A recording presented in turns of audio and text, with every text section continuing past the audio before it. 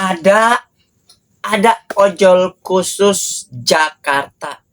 Nah, bagaimana kalau seandainya ada ojol-ojol khusus untuk Jakarta? Pasti para ojol-ojol bakal auto bahagia dan hidup makmur, sejahtera, dan sentosa. Assalamualaikum warahmatullahi wabarakatuh. Selamat pagi, selamat siang, selamat sore, selamat malam, selamat dini hari, dimanapun, kapanpun, my friend, my bro. Kali ini menyaksikan video ini bakal ada beredar isu ataupun info-info berseliweran. Yang mana mungkin di hari Kamis ya, di video ini kita bikin ya, katanya hari ini ada demo ojol, yang mana ojol-ojol bakal menyerbu istana, ojol-ojol bakal ke Pak Presiden katanya. Yang mana diperkirakan untuk Jakarta ada 100.000 ojol demo lagi di hari ini, ataupun menyarankan untuk offbeat sehari ini tidak bekerja ya. Jadi jangan disarankan, bang kerja bang, ini bang ojol bang, ya ojolnya udah nggak mau offbeat karena hari ini katanya hari demo lagi. Dengan pertama kemarin THR, kami minta penyesuaian tarif yang dianggap merugikan bagi para ojol-ojolnya. Bagaimana menurut kalian? Ojol rugi karena tak sesuai, apalagi para ojol mungkin yang biasa pakai Pertamax, mungkin motornya udah mulai gimana.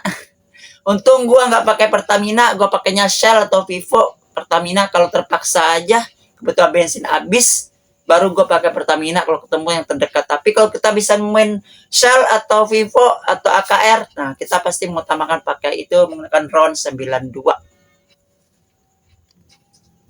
Jadi seringnya para ojol-ojol demo ya, mengakibatkan Pemprov Jakarta minta diusulkan untuk membuat ojol-ojol sendiri alias aplikasi sendiri ya, seperti yang beredar di sini ya di kompas.com ya. Pengamat sarankan Pemprov Jakarta buat aplikasi ojek online sendiri. Nah, ya kita bacain ya. Jakarta, kompas.com. Pengamat transportasi dari Masyarakat Transportasi Indonesia atau MTI Joko Setijowarno menganjurkan Gubernur Jakarta Pramono Anung dan Wakil Gubernur Rano Karno alias Bang Dul membuat aplikasi ojol sendiri. Menurut Joko, keberadaan aplikasi ojol yang dikelola Pemprov dapat menyelesaikan masalah kesejahteraan yang beberapa waktu belakangan kerap dikeluhkan para pengemudi. Seperti diketahui, keluhan ini berujung pada demonstrasi akibat potongan aplikator yang dinilai terlalu tinggi dan merugikan. Pemprov Jakarta bisa membuat aplikasi sendiri, jadi para ojek ataupun pangkalan tidak tergantung dari aplikator yang ada. Ujar Joko melansir Antara Senin 24 Februari 2025. Joko berpandangan aplikasi ojol yang dikelola Pemprov bisa mengambil hanya 10% atau setengah dari maksimal potongan yang biasa diterapkan aplikator di Indonesia sebesar 20%. Maksimal potongan itu pun tertuang dalam Keputusan Menteri Perhubungan Nomor KP 1001 tahun 2022 tentang perubahan atas Keputusan Menteri Perhubungan Nomor KP 667 tahun 2022 tentang pedoman perhitungan biaya jasa pengguna sepeda motor. Dengan aplikasi yang dikelola Pemprov itu bisa ambil maksimal potongan 10% sajalah, itu sangat membantu, kata Joko. Lebih lanjut, Pemprov Jakarta bisa menerapkan plat kuning pada kendaraan para ojek yang ada, baik itu ojol ataupun pangkalan. Artinya untuk ojek bisa ditetapkan sebagai plat kuning. Saya nggak bisa bilang ojol saja ya, tapi ojek pangkalan juga plat kuning. Masalah online itu hanya sistemnya. Jadi ojek di Jakarta dibuat plat kuning, ujar Joko. Dengan mendapatkan kebijakan plat kuning untuk pengemudi ojek, mereka memiliki kejelasan legalitas dalam bekerja. Selain itu, kata Joko, kinerja mereka di lapangan juga lebih terkontrol dan utamanya bisa mengakses bahan bakar bersubsidi. Penetapan ojek berplat kuning, kata Joko, bisa diterapkan sesuai Kota Agats, Kabupaten Asmat, Papua Selatan yang sudah menerapkan hal tersebut. Bisa dibuat, itu nggak sulit, bisa. Di Papua bisa, di Asmat plat kuning ojeknya bisa, ada perda di sana, ungkap Joko. Penetapan ojek plat kuning, kata Joko, bisa diterapkan menyusul Kota Agats, Kabupaten Asmat, Papua Selatan sudah menetapkan hal tersebut. Dengan demikian, kata Joko, bahan bakar subsidi yang digunakan di kalangan mampu dapat diatasi. Pasalnya Joko menyebut sebanyak 93% bahan bakar subsidi Indonesia itu hanya dimanfaatkan orang mampu. Hanya 3 atau 4% saja untuk angkutan umum.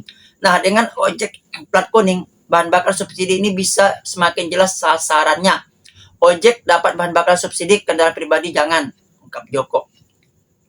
Nah, jadi Pemprov Jakarta itu mencontoh di kota Agats di daerah Kabupaten Asmat, Papua Selatan.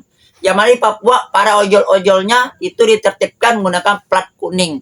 Jadi kalau Pemprov Jakarta untuk membuat ojol-ojol baru, aplikator baru dengan potongan hanya 10%, tapi platnya diganti dari plat hitam ke plat kuning.